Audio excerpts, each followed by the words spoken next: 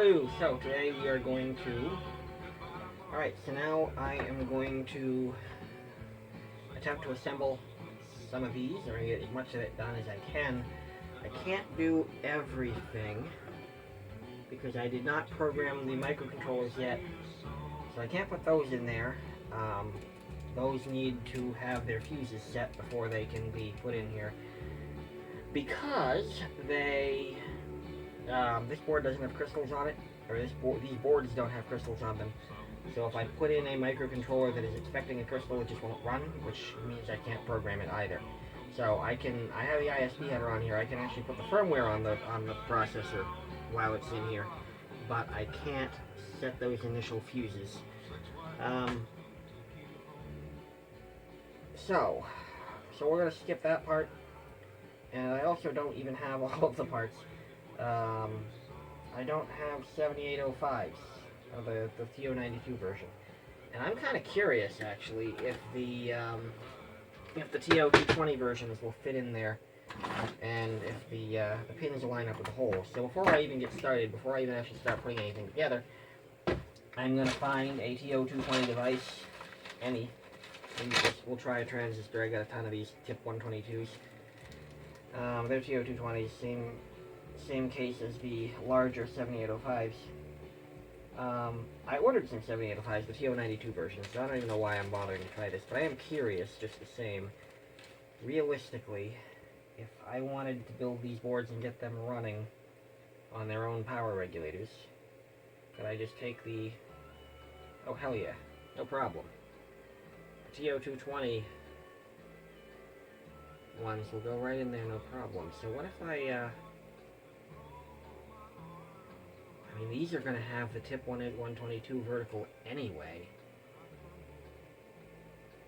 I might build these with the traditional TO220 7805s.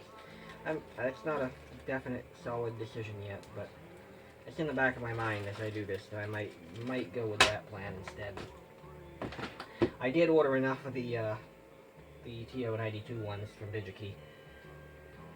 So, what we're going to do, I'm going to do this a little bit differently. Normally, I count out the parts I need for one board at a time, and it ends up, I actually spent a half hour installing like 9 resistors and 6 capacitors. It was horrible.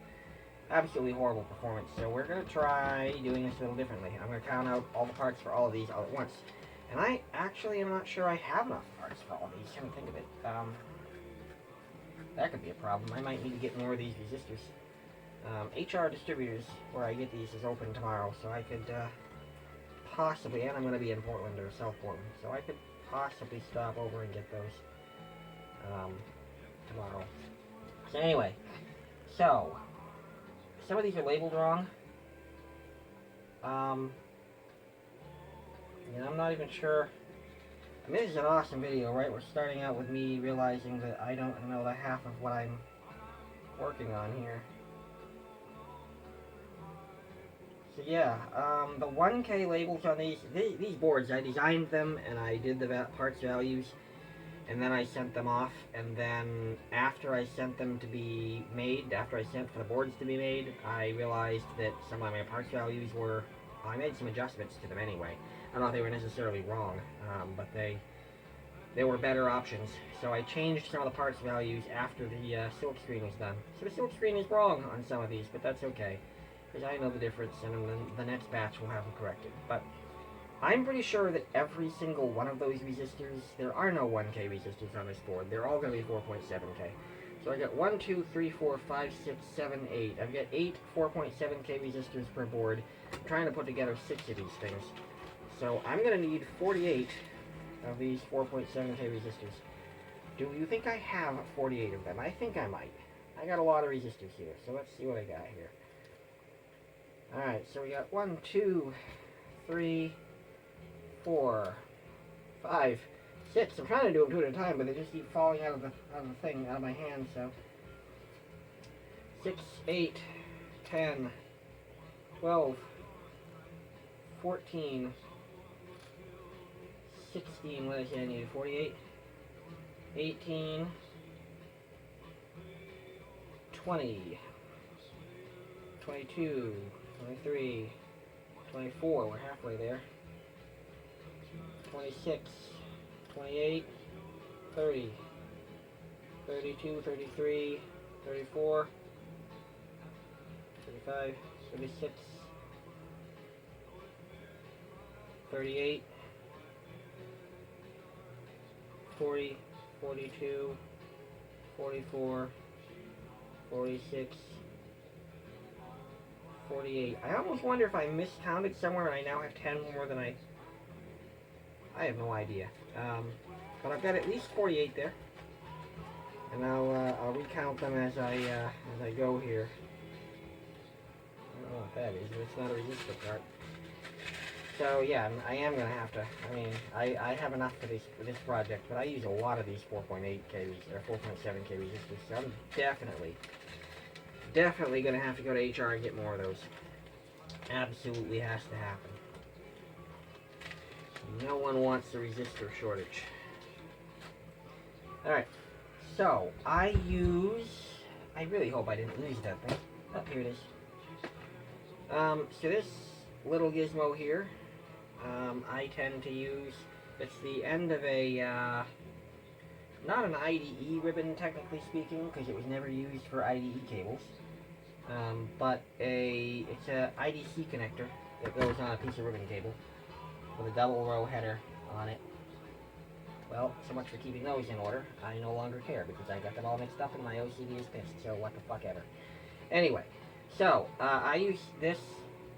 I didn't even need to do that because these resistors aren't the ones that fold over like that, although I don't know what that component is. Heaven knows. This is turning into a disaster already. So, maybe I will use this thing. So where I was going with that is that I tend to use this thing as a component lead former kind of thing, because I don't have a fancy one. And this, so I was using this the other day where I had to put some resistors in vertically into my other design. Actually the same circuit, but a completely different layout. But this isn't that scenario. These ones are going to lay down horizontally on the board, so I'm not sure if this is going to give me a valid spacing on the end or not. But we're going to try it. Because really, what do I have to lose, right? So I just stick them all into that it's a 16-pin IDC ribbon cable connector. Stick them all in there. Get them all right down against it. And fold. And let's see what that gives me for spacing on the end. If I can get them out of there.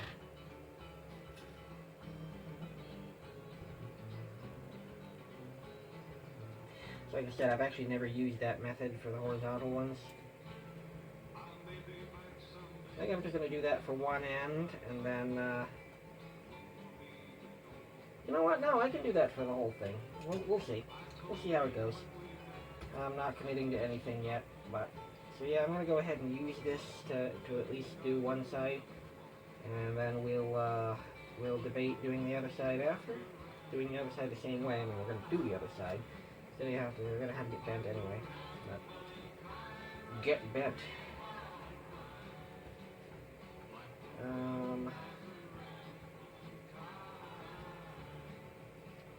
So this rate's 16.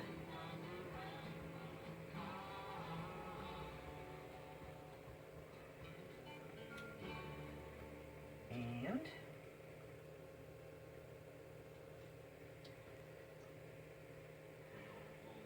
we have 16 resistors bent into desirable shapes. Ish. I'm only going to do one side of this thing, and then I'm going to do the other side manually.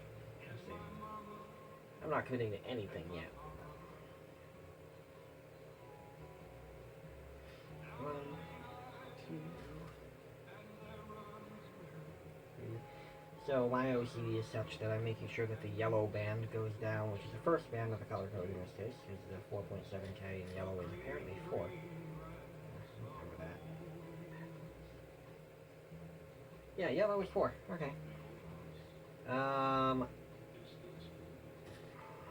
the mnemonic I learned to memorize the color codes for these is so politically incorrect at this point. But it's how I learned it, so it's kind of still in my head. And that is black, brown, red, orange, yellow, blue, violet, gray, white. And to remember that, it's very simply, bad boys rape our young girls, but Violet goes willingly. Violet is a whore, by the way, and that is totally not an appropriate thing to learn now, because talking about rape is absolutely taboo. But as it happens, that is how I learned this, that is how it is in my head, and whether I agree with it or not, it's not actually easy to just deprogram something like that. So I think I've done 24 of those. I've lost count. And then this should be 32.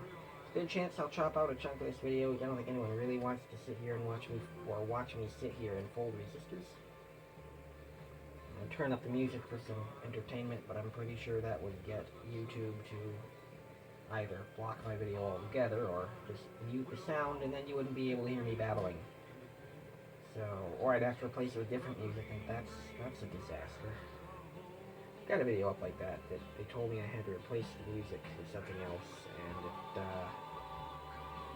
and it was not able to find anything that really even fit. That was a video where I had, it was one of my jumper videos. I was jumping a harness thing off the side of my porch back in Rumford, and it should be 32. I had used a song called Jump that I thought was completely appropriate. It's not the Van Halen song, it's not the Criss Cross song. I really can't remember who it was by. I have the song in my head, but I can't remember who it's by. But in any case, I'm guilty. I used copyrighted music. Didn't even think about it. I mean, that's what everyone did at that point. We just took the music and stuck it in there. And my video was up for a while, and I got a notification that my video was blocked unless I changed at that time the rule was you could change the music. And they provided their little YouTube library. You could pick other music that wasn't going to get your video banned, and I did. I might have even let YouTube do it, I don't remember. But in any case, the song I ended up with was not even remotely relevant to the video. And I was very disappointed with the outcome, but it's really the only thing I could do if I wanted my video to stay up.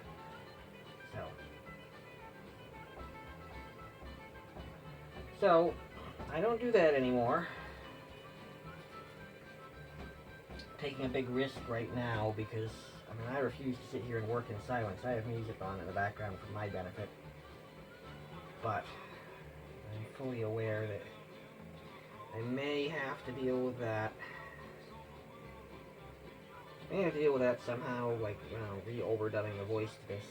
You know, I'll keep the local copy of the video, so I'll have a recording of everything I said, and if I have to redo the sound, then I'll just sit there with a microphone and dub over it. But hopefully that won't happen. The music that's playing in the background actually is, I think it's been in one of my videos before when it got identified as maybe as Johnny Cash. It's not Johnny Cash, it's Tommy Cash.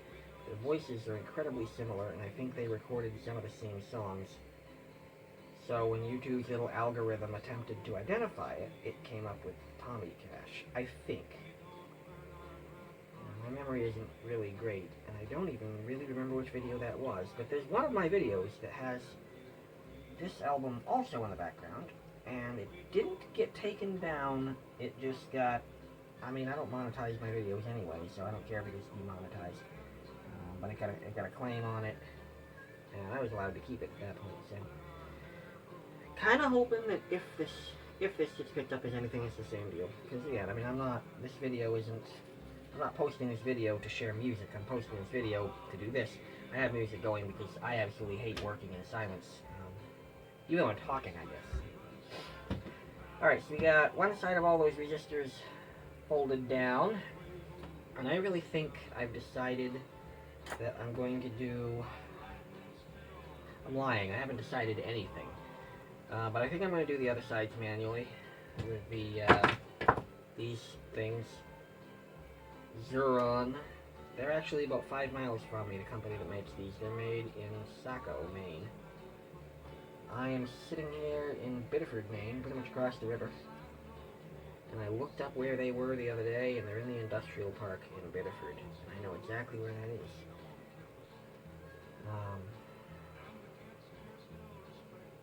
So, I mean, I never knew these to be amazing tools, because these are the only ones I have. I don't have anything to compare them to. These are pretty good. They work really good. I kind of assumed that all tools like this would work similar, except the really crappy ones. So, you know, there's good tools, there's cheap tools, and then there's just absolute pure shit tools. And I try not to own the pure shit ones, but sometimes I own the lesser quality ones. As long as they still kind of work, I'm happy. And then every once in a while you get those things that just, they might as well not even exist. They're absolutely useless. I don't know where I'm going with that. I'm actually not high today. I've done a couple of these videos high. I don't know if I've uploaded any of them. May not have been able to figure out how at the time. Sometimes I forget what a computer is. Luckily, that's legal in my state. Probably still should edit that out. I'm not going to. I probably should. This video is primarily for my friends who already know pretty much everything there is to know about me. If anyone else sees it and is surprised, oh well. Doesn't hurt my feelings then. People who I care about already know me. And for whatever reason, have decided to accept me. I don't know what they're thinking, honestly. Horrible. Horrible person.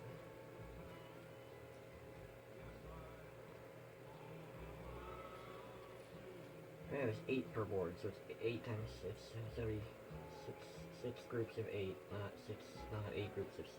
So, we'll finish off those 8s. Come on. I will not be coming on anything, Hal. Come on.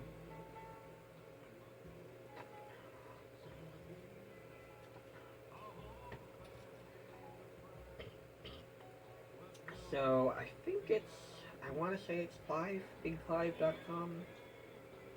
I think it's him. It's one of the YouTubers that, one of the YouTube guys that puts together boards all the time. And has this awesome little component lead former thing.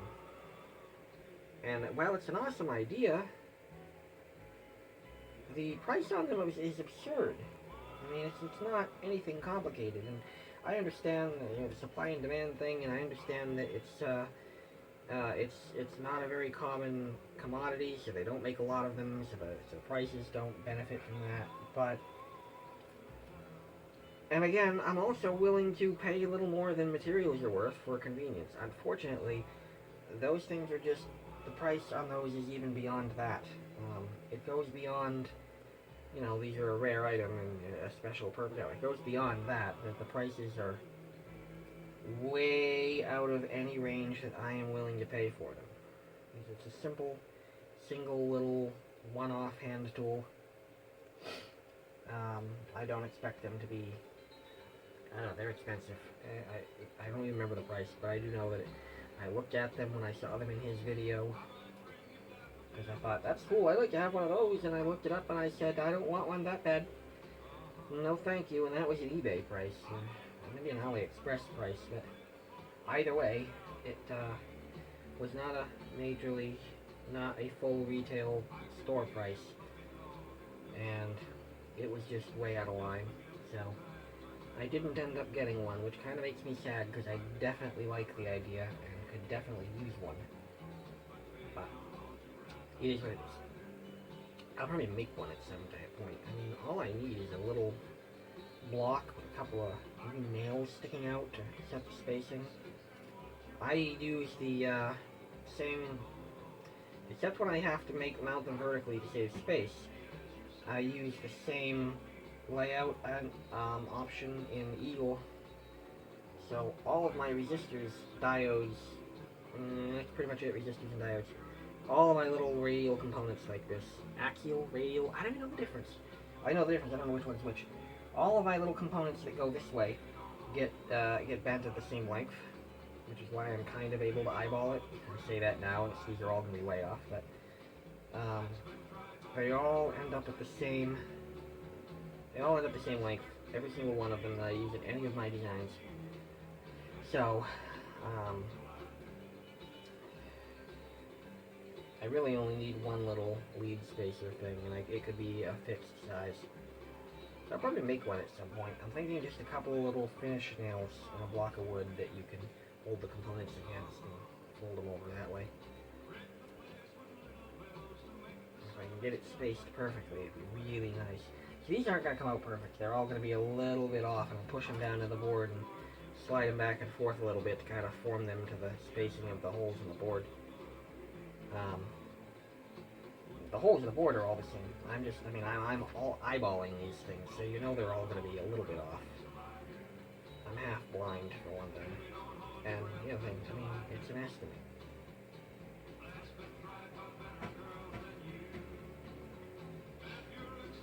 I think my roommate just sneezed up an entire cat. Sounded pretty brutal. Hope he's okay, and I hope the cat's okay. He's probably okay. He's invincible. The cat, no. Sure, she got 9 lives. Oh wait, I hope he didn't sneeze out my cat. That'd be kind of weird. I have a cat. Anyone who knows me knows that I'm not really a cat person, but somehow I have a cat. I hate cats. I love my cat. I'm not a cat guy in general. I'm definitely not auditioning for Crazy Cat Lady anytime soon. I have one cat, and that's enough. She does not come in my room. Right now, she lives in the living room with my roommate, Jake, because she absolutely loves him. Though when I say I have a cat, what I really mean is Jake has a cat. Jake has a cat that I pay for. You know. She's a good cat. Almost done with these resistors. Got 8 more to bend into shape. I don't know if I'm going to edit all this crap out, or I might just make this part of the video go and move really fast. Hopefully not make that sound, because that was kind of a hideous noise. I gotta work in the morning, too. This is going to be an unusual one. I actually have to be somewhere in the morning. Due to this whole COVID thing, I've been kind of unemployed for a couple months now. I've been not having to go into the office every day. But we're partially reopening tomorrow morning, so I need to go take care of some things. I'm not directly involved with the part that's reopening, but I am the computer guy, and the computers are involved with everything. And I just need to make sure that everything goes smoothly.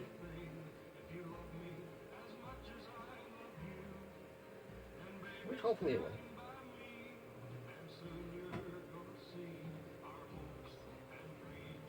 One more.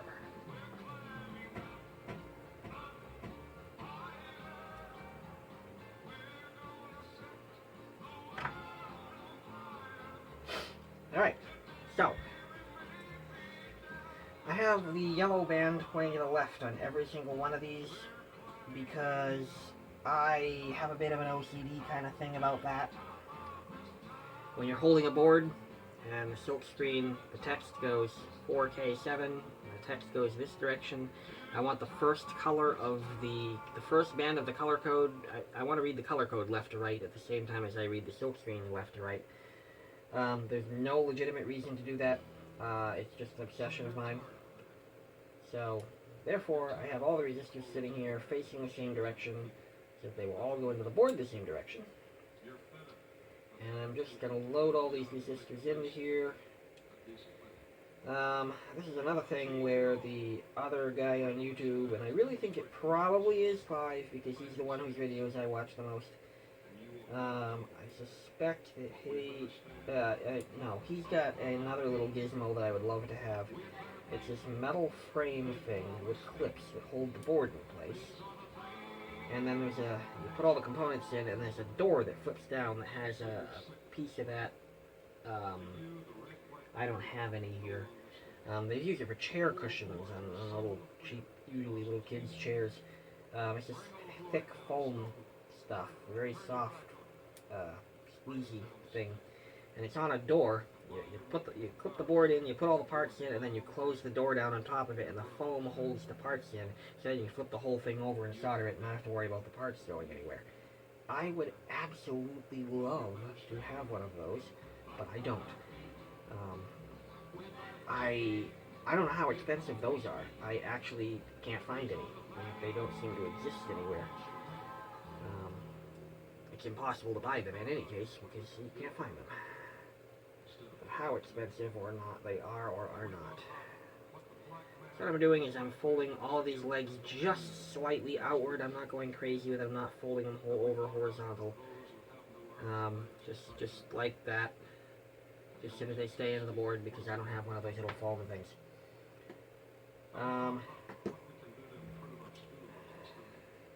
So after I do all these, each board also needs two 220 ohm resistors. And I kind of feel like an idiot because I didn't measure those out first so I could put them in at the same time. But you know what? I don't do this every day. This is not my primary career. So the idea that I forget something, or I forget a step and have to do something a little bit harder way once in a while, not a big deal. Oh, that's not what I wanted. Can I undo that? I just bent that over. There we go. Good enough. It's in there. Homemade taste. It's in there. Whose slogan is that? I think one of the spaghetti sauce manufacturers says that. Homemade taste. It's in there. I can look that up. I'm not going to look that up. Does make me want spaghetti though. One of the very few things I can cook. I mean, you boil water and put the spaghetti in. It's not exactly rocket surgery. Although I'm sure I can still screw it up if I try hard enough.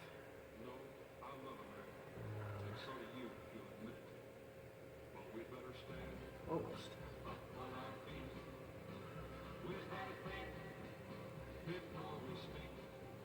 Okay. And there's two. There's two boards, and there's 6 total. If you know a faster way to do this, feel free to tell me, I won't complain. I gotta do, they're smaller, but I'm gonna have to do 16 of these boards soon.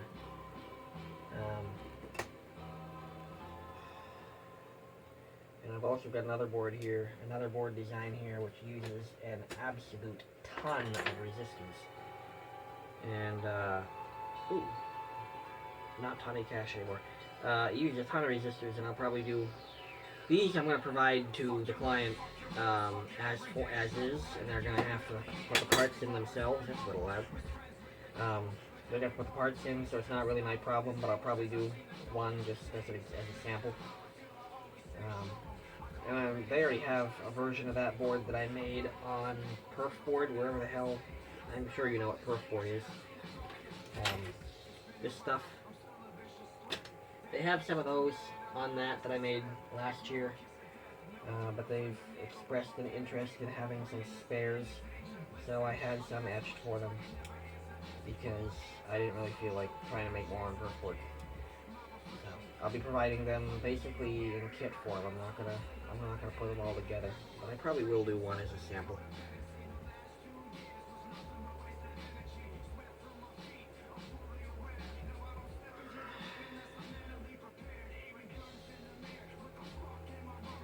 What are we listening to now? Kalichi, I think.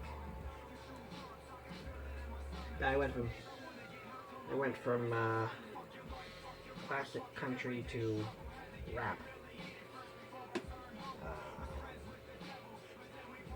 It's normal for me.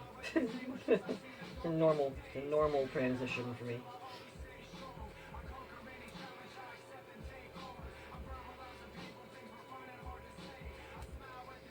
There actually is one vertical resistor on this design that I have not accounted for, and I will have to deal with that when I get there. It's not a priority right now. No. it's just a resistor for the LED that goes in here. And the LED was an afterthought. I added it to the design at the last minute and realized at some point after I assembled the first one, that the I/O pin that I had attached the LED to was also part of the I2C thing that we use for configuration. And I was worried it would interfere. The LED being there doesn't interfere, and so effectively the LED was supposed to be a general status LED that I could use to report errors and such. Not that there's really going to be errors, but I had intended it to be a general status LED that the firmware could use as it wished, and it turns out that I can't really do that, because if I drive that LED in software, then I lose the I2C functionality. And I still have possibilities where I can, blink the LED and just, if communication happens, if you plug in the programmer to communicate with the thing, then it will not detect it until the LED turns off. And then, since the thing knows now that there's a programmer connected, we stop using the LED for a while. That is a possibility, or something like that, but I haven't put that kind of thought into it yet. I'm just not using the LED right now. The firmware doesn't do anything with it. It's on the board. It lights up it lights up basically as a communication LED when you do plug the programmer in. That's the only thing it does right now. I think I am going to have it. So one of the things this board does, one of its neat features, so the arcade that I designed these for has several hundred games, and they just installed this card reader system that works over Wi-Fi. And if they turn the entire arcade on at once in the morning, and all of their readers are all trying to download their configuration data off a TFTP server at the same time, some of them don't work. And I haven't been there enough to troubleshoot what the failure is. I don't know if it's the TFTP server being overloaded, or their DHCP server, or what it is, but whatever it is, several hundred readers trying to connect to Wi-Fi and download their configuration data all at the same time just doesn't work. So one of the things that this board does is, in order to solve that, is the power for those readers actually goes through this board. That's what the TIP 122 is here for. It can turn the reader off and on. And there are two settings for minimum and maximum power on delay time. And when you turn the thing on, it picks a random amount of time between those two settings and waits that long before turning the reader on, thereby making sure that if you had these boards on every game, which we don't yet, but I'm thinking about it, if you had these boards or something similar on every game, then the power on would be staggered. When you turn the power on to the entire arcade at the same time, they'd all have a random delay before the card reader came on, and they would therefore not all try to hit the server at the same time.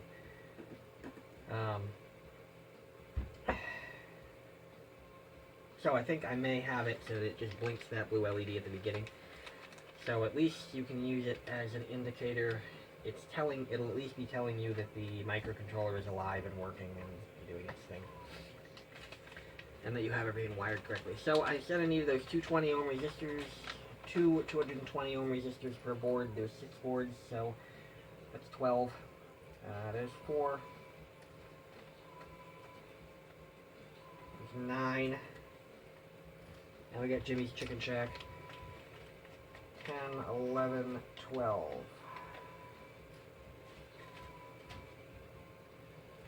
And 220, the 2 is red for rape. BBR 012, black, brown, red. So my lead former, so I'm going to put the first band, which is the red, into the thing here. Oops. Provided I don't drop these things on the floor, which would be very difficult since I'm attached to my desk at the moment. And reaching down there to get things is kind of not going to work.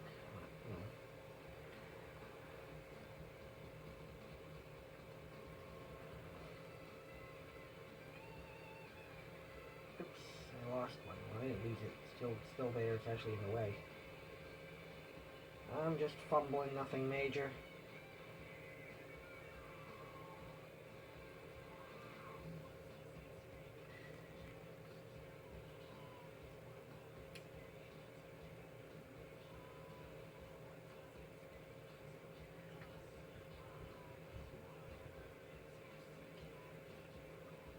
And yeah, I should have done these all at once. I should have done the 220s while I was doing the 4.7Ks, but didn't even know about it, or I knew about it. I designed it, I obviously knew about it, but I didn't even think of it. Didn't even think of it, so, you know. Just yet another little mistake. I make tons of them. If I ever stop making mistakes, you can assume I'm dead. Pretty much as long as I live, I will keep screwing things up somehow. Alright. So, get boards 4, 5, and 6 out of the way. That's the other thing, I'm kind of doing these, I have all the boards numbered, and I'm like insisting upon doing them in numerical order. Why? Don't know, I just am. So what did I do? Yeah, I went and I formed them all before I started putting them in boards, didn't I? So we'll do the same thing with these. It seems to have worked out pretty well. Oh, and use the thing. You already watched me do this once. I think actually a sane thing to do is I might down in the description might put little timestamps so you can skip things like me folding resistor legs. If somehow you're entertained by me folding resistor legs, more power to you. I mean, I'll post a video someday that's entirely just me folding resistor legs. Really not going to do that. Don't count on it. Don't look for that video. I'm probably not going to do that. Maybe I will. Maybe I'll take clips from this video where I fold resistor legs, and I'll make a 24-hour loop of me folding resistor legs for your viewing entertainment. And you know what? I bet it'll have... I bet someone out there, this is a strange world, someone out there will watch that video. Hey, we get to drink some acetone and chew shards of glass. So, not everyone knows, actually no one out in the world of YouTube knows. So when I lived in Westbrook, Maine, I used to have to, I biked to my job in South Portland every morning. And, it was one morning, I don't know why I was where I was, because I was over on Saco Street, which is not the best way to get to South Portland. But for some strange reason, I was taking an alternate route that morning. And I biked by this guy that was walking down the road that had headphones on, and he was, you know, enjoying his music, and he was singing along to whatever he was listening to. I don't know what it was, or I didn't know what it was. And as I went by him, I just heard him singing something about drinking acetone and chewing shards of glass. And that stuck in my head bad enough that I went home and I had to go home and figure out what it was. I'm like, where do the 220 ohm resistors go? It's gonna be fun because the legs are gonna try to overlap each other because they're end to end. But anyway, so yeah, I had to go home when I got to my office, I went and I had to look up what that song was because it just made an impression. It was in my head. That one line about drinking acetone and chewing shards of glass.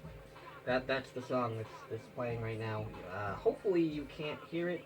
I don't care if you hear it, but hopefully it's not really prevalent in the video because I don't really want to deal with YouTube's licensing copyright nonsense. I mean, what world is it?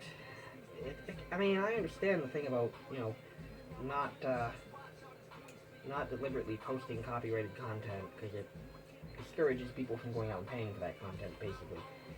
Which, fine.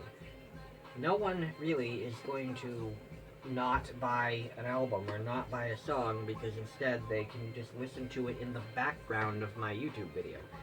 When did we get to the point? You know, that's happened forever. People take a video of something and share it, and people take videos of things and there happens to be music playing in the background. When you're listening to the radio, you're in a place and there's music playing.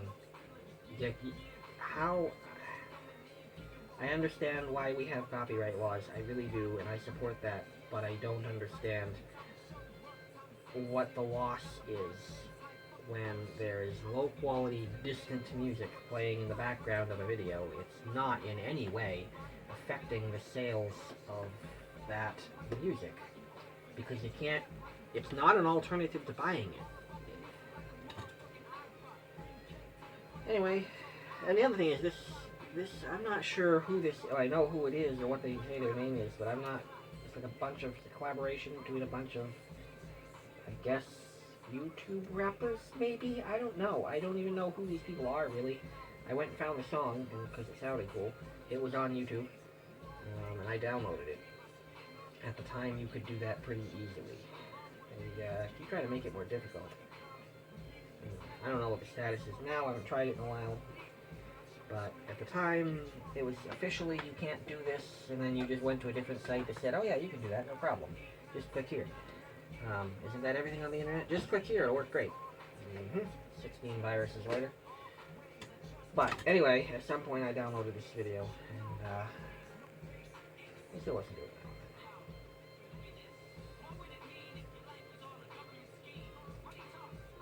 One more board after this, and then we'll solder. Soldering iron is nice and hot. I'm not going to grab it to find out, but I'm pretty sure it's hot.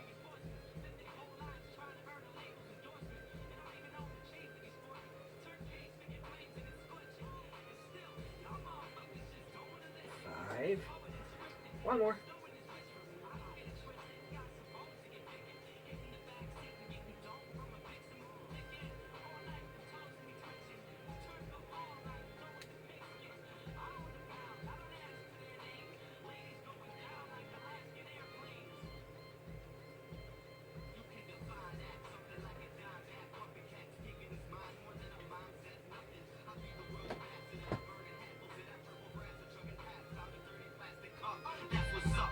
Reporting future artifacts, yeah, drinking acetone, chewing shards of glass. Yeah. I'm going to hell for that, I'm sure. Okay, anyway, so all of the resistors are now in there.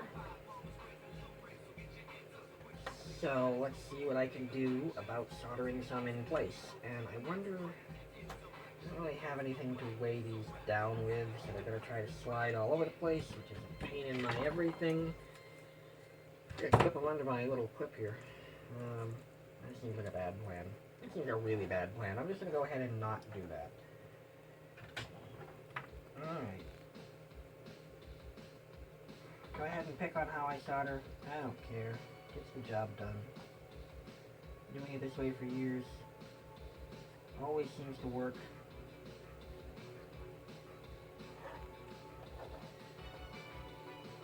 I remember my boss picking on me for how I solder once, and I explained to him why I did it, compared to his way, why I did it this way. And the next thing I knew, I caught him trying to do it my way, so cool. That was my boss at a place where I do electronics work.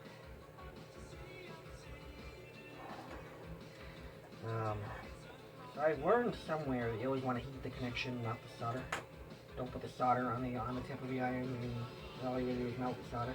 You want the surfaces that you're soldering. You actually want them to be hot, because that's where you want the solder to bond. And I see a lot of people heat the solder itself, which I do a little bit, but I see a lot of people that that's their primary technique, is to kind of heat the solder and try to drop it on there. And I mean, you need to understand, solder is not glue. It's not just magical. It's not Elmer's glue. You don't just drop it on there and it suddenly sticks stuff together. I mean, that may seem to work sometimes because the drop of solder that you just dropped is still hot enough to actually, pretty much heat the connection when it lands. But you're not getting as good a connection as you get by heating the surfaces that you're soldering instead of the solder. And that was the difference in my soldering technique versus his. Now, there's other quirks of how I do this that are not related to that, and that I've had some people comment about in the past, not on here, but in person. And, we debated some of them a few times, but the end conclusion is that what I'm doing works and doesn't seem to harm anything, and it has proven itself in that everything I've ever built, I can't say everything I've ever built has always, kept working forever, But my soldering has not been the cause of any failures, so I think that what I do works pretty well, and I feel no need to find another way. So, when I'm telling you I'm doing it wrong, that's fine. Fine, you're right to your opinion. But you cannot tell me that it doesn't work, because it has proven itself. It works, and therefore I'm going to keep doing it this way, and there isn't much you can do about it. So I've started one end of each resistor, and now I'm gonna cut all the legs off now. I'm sure someone can find a complaint about that. I don't care. So what I like to do, I actually like to solder with the legs as short as possible. And of course you can't do that with the first one, because the first leg of each component is holding the component in there while you solder it. Not always. If I had one of those little rubber foam frame things I was talking about earlier, that would be great, because that would take away that problem. But for the vast majority of us that don't have those fancy tools, the first, the legs are, one of the legs is, at least one of the legs, often both, is holding the resistor in while you solder the first terminal. So you can't very well cut them before you solder them, because then there'll be nothing to hold them in. And in this case, since I soldered one side of each resistor, I can cut the legs off now, and the legs I've already soldered are holding the resistors in while I solder the remaining legs. So you see, I've cut all the legs short, cut them all to length. So now, as I go back and solder this thing, I don't know, I just think I get a neater result if the legs are cut. I think a solder joint comes out looking neater, at least, if I cut the legs short, or cut them to length before actually soldering. And I guess that's a matter of opinion. But again, it's another one of those things that it pleases me, and it has proven not to hurt anything. So I'm going to keep doing it.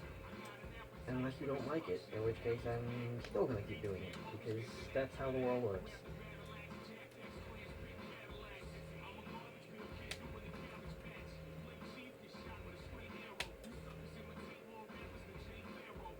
We got now, I don't remember who this is. I don't remember who this is.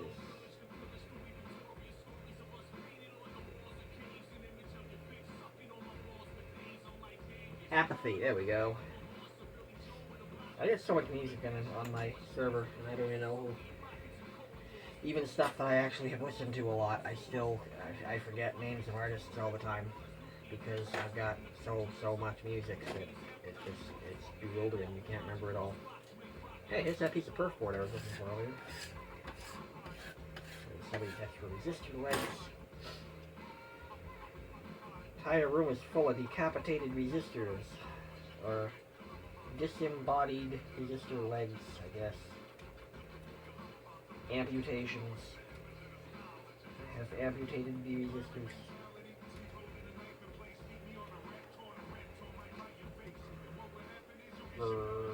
Like that little growling sound effect that was just in that song.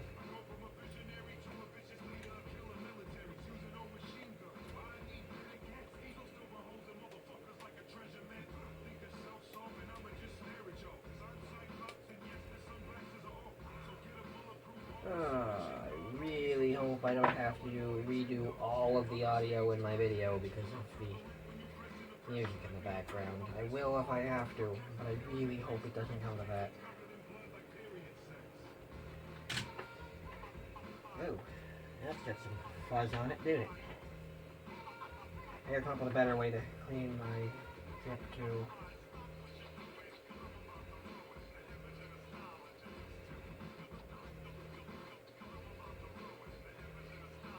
So much of my tools are just somebody else's junk.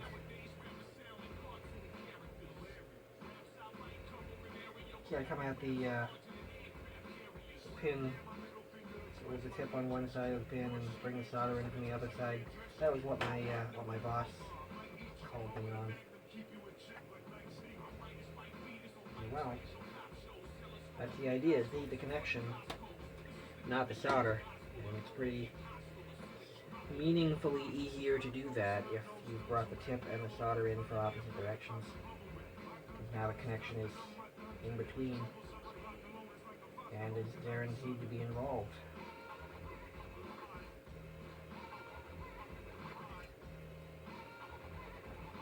Another friend that knows me in person had some concerns about all this brown stuff on the board.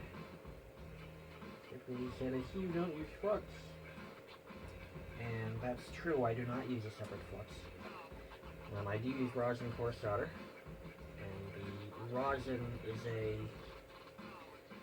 not necessarily a flux, but it's a cleaning agent that most of the time with electronic circuit boards in good condition, these are brand new, when you're dealing with through-hole parts, which I use exclusively through-hole parts. I haven't gone to anything surface mount yet. I've played with it a little bit. I've done repairs on surface mount things, so I know I can do it. But I haven't used that technology in any of my designs yet. So these are all through-hole parts, and most of the time there's absolutely no need on a through-hole, good condition, clean, non-corroded board. There isn't really much of a reason to have to use distinct, separate flux if you have decent solder. And I use rosin core leaded solder. I mean, this is some weird off-brand. I've never 3.3% flux. I mean, it's counted. It's considered part of it. Some off-brand. I don't know what brand this is, but I know what it is. That is the important part. So we got the resistors all installed in 3 of these boards. They're all in. They're all soldered down. The 4.7Ks and the 220s. The ones that say 1K are labeled wrong. They're actually more 4.7s. So, all right. I'll do boards 4, 5, and 6. Same deal. I'll solder one side of each resistor. Then I'm gonna go back and cut off the leads.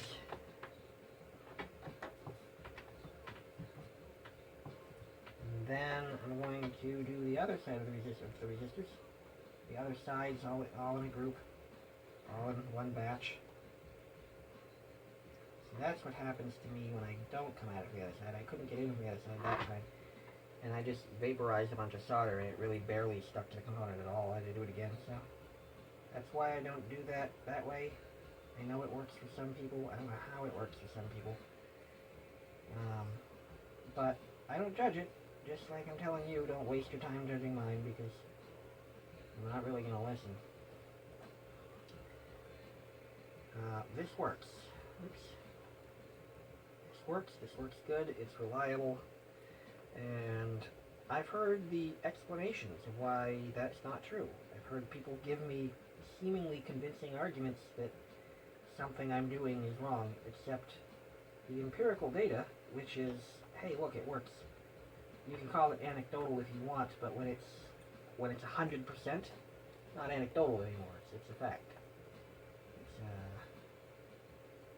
It's a fact. Now, if I was saying that my method was better than what I've been told, I can't say that. I have no concrete data showing that the other way creates more problems. But I do have concrete data saying that this way, in all cases thus far, does not cause problems. That's all I'm caring about. I don't care if there's another way that does or does not cause problems. I only care that what I'm doing works. So I keep doing it. If I start having problems with it ever, I mean, I won't. It doesn't make any sense. Something that works, a method that works will not suddenly stop working unless something else is also changed. So, I mean, the composition of the solder that I'm using or something, I mean, I could get a bad batch of solder or something. But I mean, if I start having problems, my soldering technique is not what I'm going to go after first. I'm going to say, what changed? And it's not that I'm doing it a different way. So, I'm really If you haven't gotten the picture yet, I'm really not open to being told that the way I'm doing this is wrong. You can tell me that there's another way. I know there are other ways. You can tell me that there's a better way. That's a matter of opinion. But if you're going to tell me that this is the wrong way, I'm going to ignore you. And I'm going to keep doing it. Because it works, and I can prove that it works. Alright. This is the only problem I have with these, is that the handles sometimes come off. And I have crazy glue, and you'd think I would have gotten smart, stopped complaining, and glued the thing on or something, but nope, I just keep complaining instead. Isn't that what humans like to do? We like to complain about everything. Seems that way, doesn't it? The news is all negative. Social media is all people bitching about things. The one thing we can all agree on is that we don't agree about anything. Or that everything is... The one thing we can all agree on is that something is wrong. We never stop and just look and see if things are okay. I mean, we never look to see if maybe, even though we disagree with something, maybe it's okay anyway. Maybe things don't have to be our way. They don't have to be 100% to be acceptable. What do I know?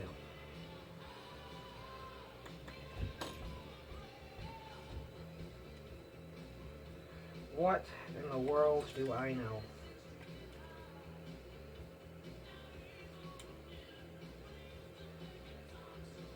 After I get these resistors soldered, there'll be a break in the video. Because I want to look and see if my phone is running out of memory yet.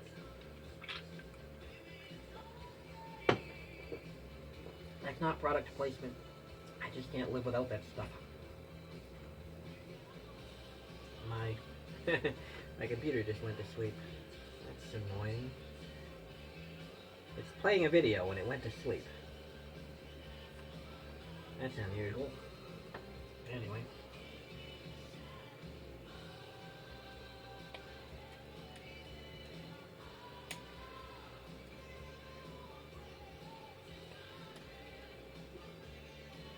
If YouTube does pick up all the music in the background, it's going to be entertaining to see what it says. This is a long video, I think.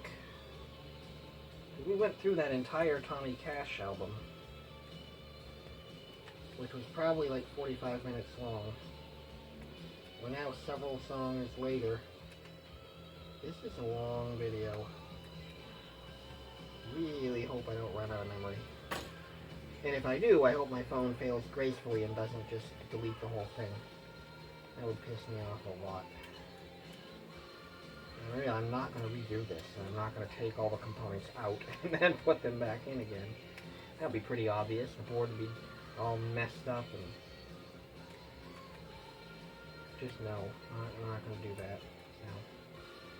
Sorry, but if this video gets deleted, this isn't going to be a video because I don't really have a way to redo it. The boards have components in them. I can't very well take the components out again. I can. It's possible. I ain't going to do it. That would just be insane. Alright. Board 4. Last resistor work.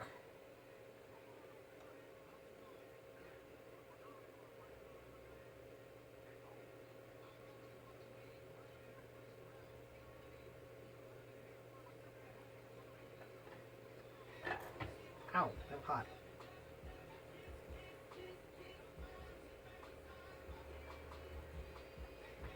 Board 4 is now resistored.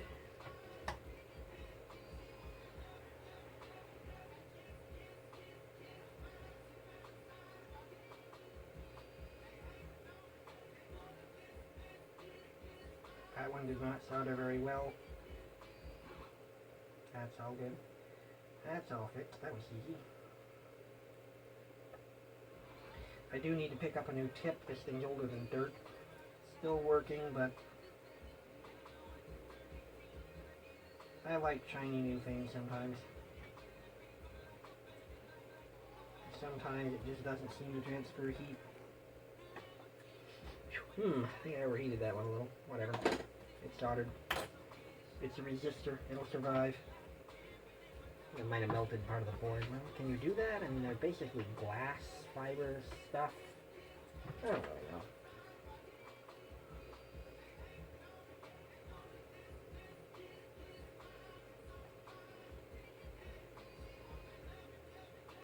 I don't know if I'm blocking the board with my head either. There's no, I can't monitor when I'm recording. I've got my phone propped up there on a board hanging off the edge of my shelf.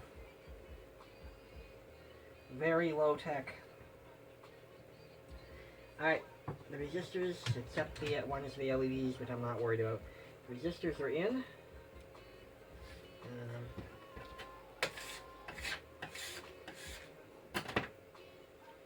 6, 5, board 4, board 3, board 2. I'm not going to make these perfect, so don't count on it. Don't get too involved. Don't get too involved and don't get too hopeful, because I'm probably not going to make these perfect. Board 1. There we go. 6 boards, all the resistors installed. I'll do probably the little capacitors next, but right now we're going to have a pause because I might be running out of memory, or I might have already run out of memory. We'll see.